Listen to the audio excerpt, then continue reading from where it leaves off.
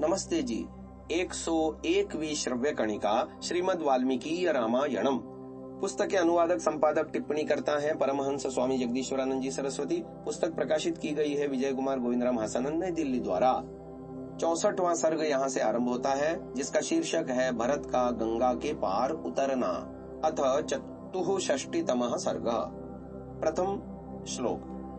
व्युष्य रात्रिं तु तत्रैव गंगाकूले स राघवः भरतः काल्यमुत्थाय निषादराजमब्रवीत्। रघुकुलोत्पन्न भरत जी ने गंगा के किनारे उसी स्थान पर जहाँ श्री राम ने निवास किया था रात्रि व्यतीत की और प्रातः काल उठकर निषाद राज गुह से बोले। दूसरा श्लोक। सुखानः शर्वरी राजन् पूजिताश्चापि ते वयम् गंगां तु नौभिर्बह्वीभिर्दाशाः संतारयन्तु नः। हे राजन, हमारी यह रात्रि सुखपूर्वक व्यतीत हुई और आपने हमारा आदर सत्कार भी भली भांति किया। अब आप अपने नाविकों को आदेश दें कि वे बहुत सी नौकाओं द्वारा हमें पार उतार दें। तृतीय श्लोक। ततो गुहः संत्वरितं श्रुत्वा भरत शासनं प्रतिप्रविश्य नगरं तं ज्ञाति जनमब्रवीत्। भरत जी का आदेश पाकर गुह ने शीघ्रता से अपने नगर में प्रवेश किया और अपनी जाति वालों से कहा। चतुर्थ श्लोक। उत्तिष्ठत प्रबुध्यस्वं भद्रमस्तु च वह सदा नावः समनुकर्षध्वं तारयिष्यामः वाहिनीम्।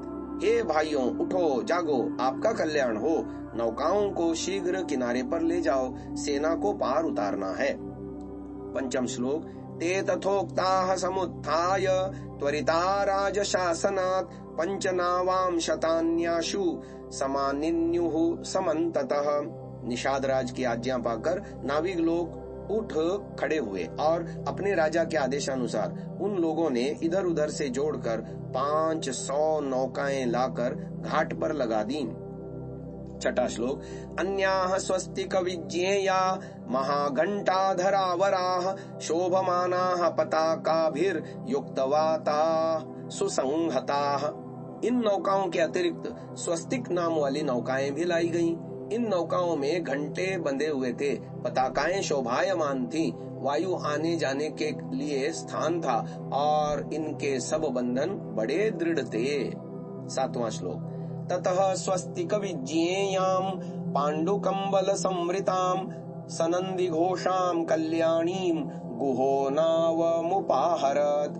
उन स्वस्तिक नौकाओं में से एक कल्याणी नाम वाली विशिष्ट स्वस्तिक नौका को, जिस पर सफेद ऊनी कालीन बिछे हुए थे, जिसके चलने पर घंटियों का मधुर घोष होता था, गुह स्वयं ले आया। आठवां श्लोक। तमारुरोह भरतः शत्रुघ्नश्च महायशः कौसल्या च सुमित्रा च याश्चान्या राजयोषितः। उस नौका पर महायशस्वी भरत, शत्रुघ्न, कौशल्या, सुमित्रा और राज परिवार की अन्य स्त्रियां आरूढ़ हुईं। नौवां श्लोक। नारीणामभिपूर्णास्तु काश्चिच्च वाजिनां काश्चिदत्र वहन्ति स्म यानयुग्यं महाधनम्। कितनी ही नौकाओं में तो स्त्रियां ही स्त्रियां बैठी थीं और कितनी ही नावों में घोड़े ही घोड़े भरे थे। बहुत सारी नावों पर यानों में जोतने वाले बहुमूल्य घोड़े, बैल, खच्चर भरे हुए थे। 10वां श्लोक। पताकिन्यस्तु तानावः स्वयं दाशैरधिष्ठिताः वहन्त्यो जनमारूढ़ं तदा संपेतुराशुगाः। नाविकों से युक्त ध्वजा पताकाओं वाली वे नौकाएं भरत आदि नगरवासियों से को लेकर बड़े वेग से आगे चल पड़ी। 11वां श्लोक। सा पुण्या ध्वजिनी गंगां दाशैः संतारिता स्वयं मैत्रे मुहूर्ते प्रययौ प्रयागवनमुत्तमम्। नाविकों ने उस पुण्य ध्वजा पताका वाली विशाल वाहिनी को गंगा के उस पार उतार दिया। सूर्योदय के तीसरे प्रहर मैत्र नामक मुहूर्त में उस सेना ने प्रयाग वन की ओर प्रस्थान किया। अंतिम 12वां श्लोक। आश्वासयित्वा च चमुं महात्मा निवेशयित्वा च यथोपजोषम् द्रष्टुं भरद्वाजमृषि प्रवर्य मृत्विवृतः सन् भरतः प्रतस्थे। प्रयाग में पहुंचकर महामती भरत ने संपूर्ण सेना और नागरिकों को यथास्थान ठहरा दिया। तदनंतर भरत जी वशिष्ठ आदि ऋषियों को साथ ले ऋषि श्रेष्ठ महर्षि भरद्वाज का दर्शन करने के लिए चल दिए। यहीं पर 64वां सर्ग समाप्त होता है। अथ पंचषष्टितमः सर्गः। 65वें सर्ग का शीर्षक है भरद्वाजाश्रम में निवास। प्रथम एवं द्वितीय श्लोक संयुक्त रूप से। भरद्वाजाश्रमं दृष्ट्वा क्रोशादेव नरर्षभः बलं सर्वमवस्थाप्य जगाम सह मंत्रिभिः पद्भ्यामेव हि धर्मज्ञो न्यस्तशास्त्र परिच्छदः वसानो वाससी क्षौमे पुरोधाय पुरोधसम्। धर्मज्ञ पुरुषोत्तम भरत महर्षि भरद्वाज के आश्रम से 1 कोस के अंतर पर सेना आदि को ठहराकर अस्त्र शस्त्र और राजसी पोशाक उतार कर केवल 2 वस्त्र धारण कर कुछ मंत्रियों को साथ ले और पुरोहितों को आगे कर पैदल ही भरद्वाज के दर्शन करने के लिए चल दिए। तीसरा श्लोक। ततः संदर्शने तस्य भरद्वाजस्य राघवः मंत्रिणस्तानवस्थाप्य जगामनुपुरोहितम्। तब भरत जी ने दूर से ही महर्षि भरद्वाज को देखा। तब वे मंत्रियों को भी पीछे छोड़ केवल पुरोहित के साथ आगे बढ़े। चतुर्थ श्लोक। वसिष्ठामथ दृष्ट्वैव भरद्वाजो महातपाः संचचालासनात्तूर्णम् शिष्यानर्घ्यमिति ब्रुवन्। महातपस्वी भरद्वाज वशिष्ठ जी को देखते ही तत्काल आसन से उठ खड़े हुए और शिष्यों को अर्घ्य लाने को आदेश दिया। 5वां श्लोक। समागम्य वसिष्ठेन भरतेनाभिवादितः अबुध्यत महातेजाः सुतं दशरथस्य तम्। महर्षि भरद्वाज आगे बढ़कर वशिष्ठ जी से मिले।